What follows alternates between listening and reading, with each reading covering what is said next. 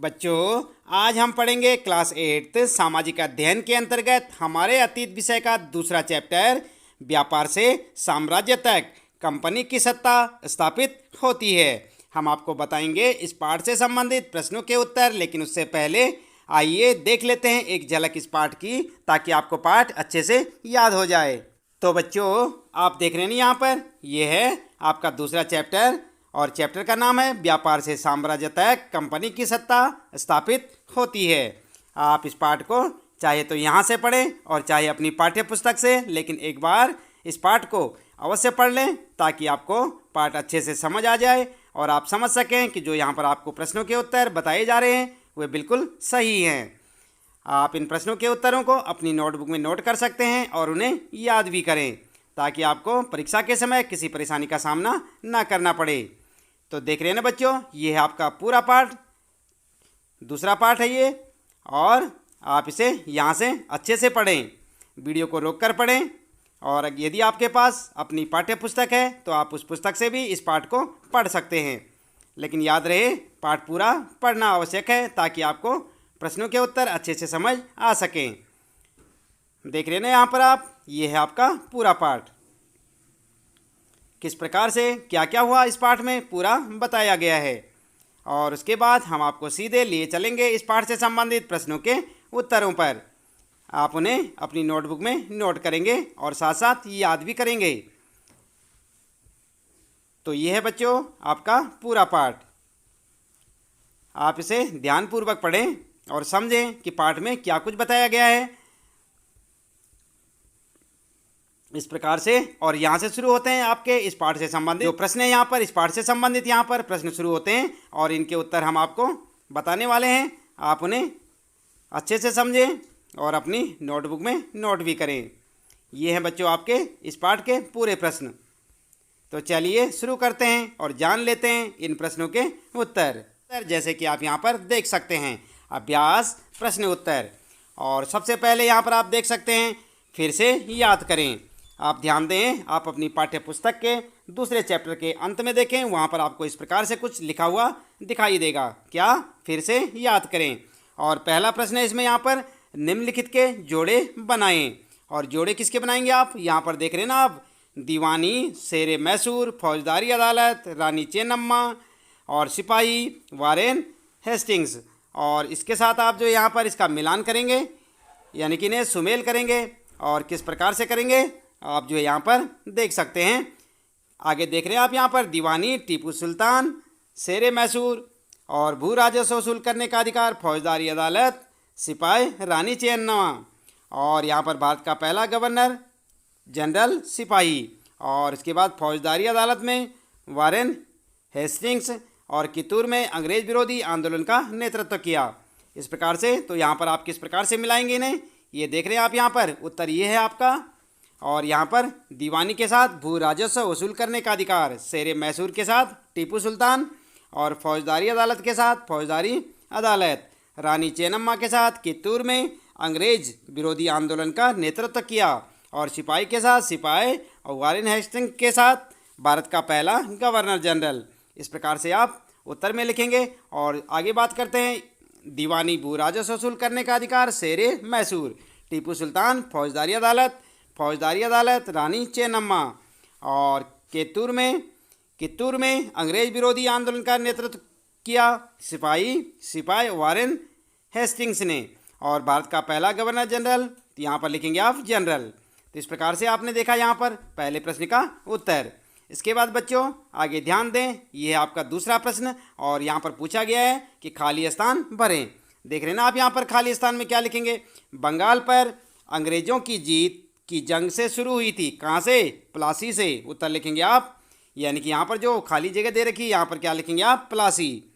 और इसके बाद ख है यहाँ पर आपके लिए, हैदर अली और टीपू सुल्तान। और यहाँ पर आपको लिखना है, क्या लिखना है? मैसूर। उत्तर देख रहे हैं ना आप, यहाँ पर लिखेंगे मैसूर के शासक थे। और तीसरा है गय वाला, डलहौजी ने। और यहाँ पर आपके लिए जगह विलय का सिद्धांत लागू किया। और इसके बाद घय वाले में लिखेंगे आप, मराठा रियासतें मुख्य रूप से भारत के, और यहाँ पर खाली जगह में लिखेंगे दक्षिण भाग में स्थित थी। ये आपका उत्तर होगा। इसके बाद बच्चों ध्यान दें, तीसरा प्रश्न है सही या गलत बताएं।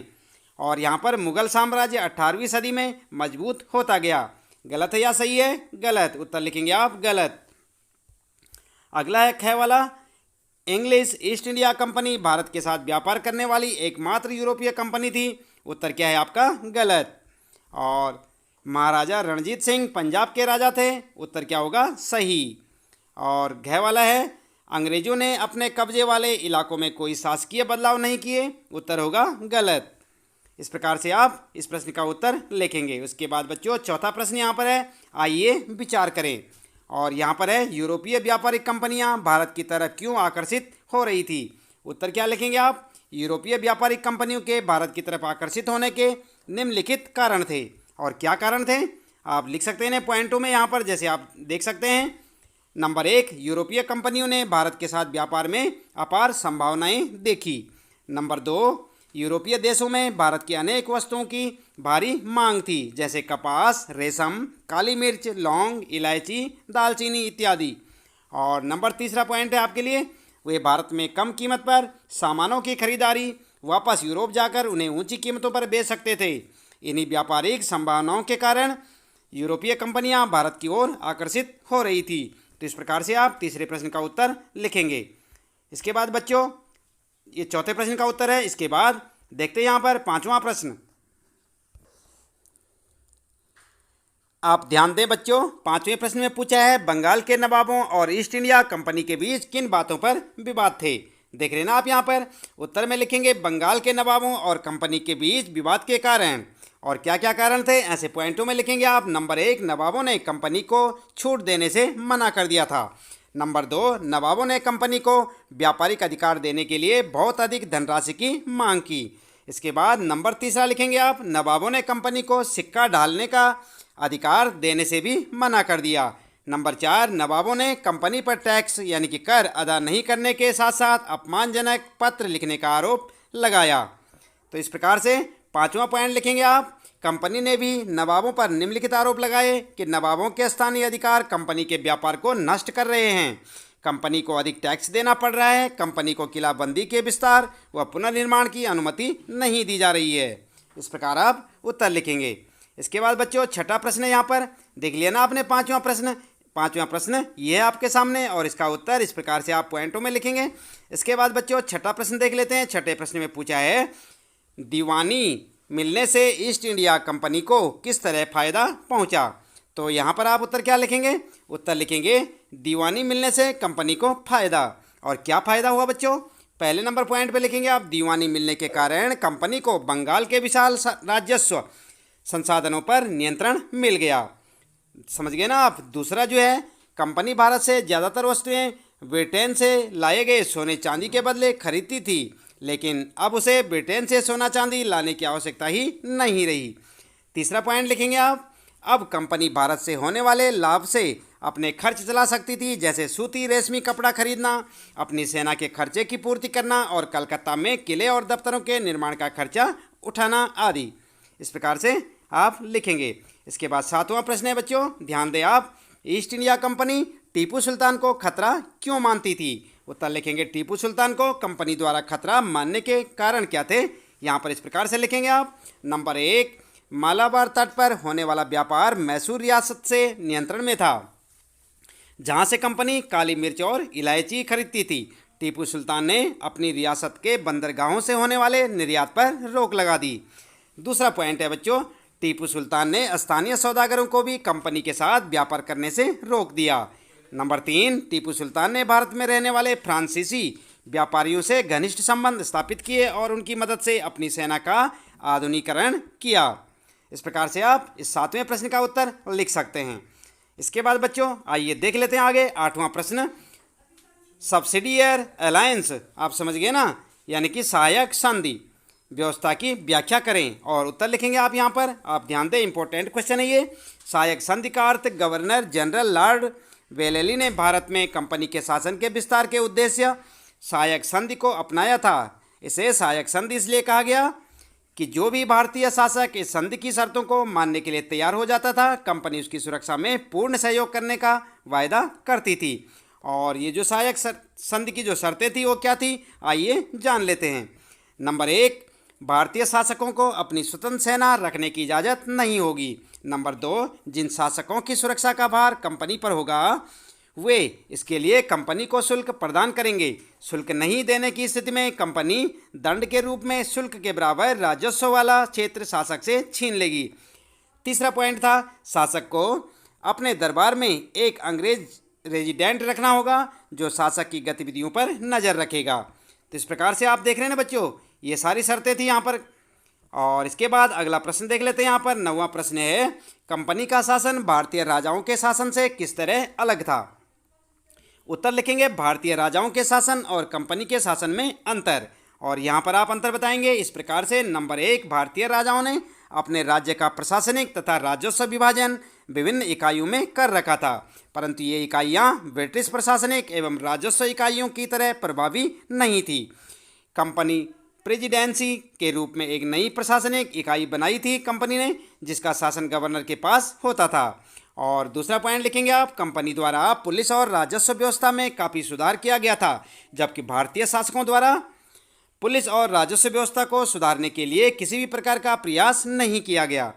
तीसरा पॉइंट लिखेंगे, भारतीय राजाओं के शासन में न्यायिक व्यवस्था प्रभावी नहीं थी। एक ही तरह की अदालत दीवानी तथा फौजदारी दोनों तरह के मुकदमों की सुनवाई करती थी, जबकि अंग्रेजों ने एक आधुनिक एवं विकसित न्यायिक व्यवस्था स्थापित की थी। प्रत्येक जिले में अलग अलग दीवानी व फौजदारी अदालतें स्थापित की गई थी। तो इस प्रकार से आप इस प्रश्न का उत्तर लिख सकते हैं। 10वां प्रश्न बात करते हैं बच्चों। तो 10वें प्रश्न में पूछा है, कंपनी की सेना की संरचना में आए बदलावों का वर्णन करें। तो आप क्या वर्णन करेंगे, उत्तर में लिखें कंपनी की सेना में आए संरचनात्मक बदलाव। और पहला पॉइंट लिखेंगे यहाँ पर, कंपनी ने पैदल और घुड़सवार सिपाहियों की जगह पेशेवर सैनिकों की भर्ती की। इसके बाद दूसरा पॉइंट है, कंपनी ने सैनिकों को यूरोपीय शैली में नई युद्ध तकनीक से प्रशिक्षित किया। तीसरा, कंपनी ने अपने सैनिकों को आधुनिक हथियारों जैसे मस्केट तथा मैचलॉक आदि से लैस किया गया। चौथा लिखेंगे, कंपनी ने सेना में यूरोपीय सैनिकों की संख्या बढ़ा दी तथा सेना के महत्वपूर्ण स्थान जैसे तोपखाना, टैंक इत्यादि पर यूरोपीय सैनिकों को नियुक्त किया गया। इसके बाद 5वां लिखेंगे, सेना में यह भावना जगाई कि उनका कोई धर्म जाति नहीं है, वह केवल सैनिक हैं। ब्रिटिश साम्राज्य के प्रति वफादारी रखना उनका कर्तव्य है। तो इस प्रकार से आप इस प्रश्न का उत्तर लिख सकते हैं। बात करते हैं बच्चों 11वें प्रश्न की। तो यहाँ पर आपको इस प्रकार से मिलेगा, आइए करके देखें। और ये है आपका 11वां प्रश्न, बंगाल में अंग्रेजों की जीत के बाद कलकत्ता एक छोटे से गांव से बड़े शहर में तब्दील हो गया। औपनिवेशिक काल के दौरान शहर के यूरोपीय और भारतीय निवासियों की संस्कृति, शिल्प और जीवन के बारे में पता लगाएं। तो उत्तर में आप इस प्रकार से लिख सकते हैं, औपनिवेशिक काल के दौरान शहर के यूरोपीय और भारतीय निवासियों की संस्कृति, शिल्प और जीवन में निम्नलिखित बदलाव आए। क्या क्या बदलाव आए बच्चों। नंबर 1, औपनिवेशिक काल में कलकत्ता एवं एक प्रशासनिक केंद्र बन गया था। यूरोपीय लोग उच्च स्तरीय सुविधाओं से पूर्ण क्षेत्रों में रहते थे, जबकि भारतीय लोग अनियोजित, सघन और सुविधाहीन क्षेत्रों में रहने को मजबूर थे। दूसरा पॉइंट है, कलकत्ता का विकास भारत के प्रमुख सांस्कृतिक रंगमंच केंद्र के रूप में हुआ था। नाटक, सामूहिक रंगमंच, भारतीय शास्त्रीय संगीत, धार्मिक तथा सांस्कृतिक उत्सवों आदि में लोग उत्साहपूर्वक भाग लेते थे। तीसरा, औपनिवेशिक शासन के दौरान कलकत्ता कई शानदार इमारतों का साक्षी बना। इसमें मिस्री यहाँ पर ध्यान दें आप, इसमें मिस्री, रोमन, प्राच्य और भारतीय मुस्लिम कलाकृतियों का उपयोग किया गया। भारतीय संग्रहालय, विक्टोरिया मेमोरियल इत्यादि इसके कुछ उदाहरण हैं। तो इस प्रकार से आप इस प्रश्न का उत्तर लिख सकते हैं। देख लिया ना आपने 11वां प्रश्न और इसका उत्तर। और इसके बाद बच्चों चलिए बात करते हैं यहाँ पर 12वें प्रश्न में क्या पूछा है। निम्नलिखित में से किसी एक के बारे में तस्वीरें, कहानियाँ, कविताएं और जानकारी इकट्ठा करें। झांसी की रानी, महाजी सिंधिया, हैदर अली, महाराजा रणजीत सिंह, लॉर्ड डलहौजी या आपके इलाके का कोई पुराना शासक। तो यहाँ पर 12वें प्रश्न का उत्तर आप किस प्रकार से दे सकते हैं। उत्तर में लिखेंगे महाराजा रणजीत सिंह के बारे में आप यहाँ पर जानकारी दे सकते हैं। महाराजा रणजीत सिंह का जन्म पंजाब के राज परिवार में हुआ था। उन्हें 1801 यानी कि 1801 में पंजाब का महाराजा घोषित किया गया। और वे एक महान शासक थे। उन्होंने अपनी प्रजा को अभिव्यक्ति एवं उपासना की स्वतंत्रता दे रखी थी। उन्होंने सभी धर्मों का सदैव सम्मान किया। तो बच्चों, इस प्रश्न के साथ ही यहाँ पर इस पाठ से संबंधित सारे प्रश्नों के उत्तर समाप्त होते हैं। उम्मीद है कि आपको अच्छे से समझ आए होंगे और आप इन प्रश्नों के उत्तरों को अपनी नोटबुक में लिखें और परीक्षा के लिए अच्छे से इन्हें तैयारी करें। इसके साथ ही साथ हम आपसे कहना चाहेंगे बच्चों, किसी प्रकार आप जो है सामाजिक अध्ययन के अंतर्गत कक्षा 8 के सभी पाठों को पढ़ने के लिए और साथ ही साथ हिंदी के सभी पाठों को पढ़ने के लिए, चाहे वो कविताएं हों चाहे गद्यांश हों, सबको पढ़ने के लिए, उनके प्रश्न उत्तर जानने के लिए, सभी पाठों के बारे में सब कुछ जानने के लिए बच्चों इस चैनल को सब्सक्राइब करें और लगातार इसी तरह जुड़े रहें हमारे साथ। आज के लिए इतना काफ़ी है। आपका दिन शुभ हो।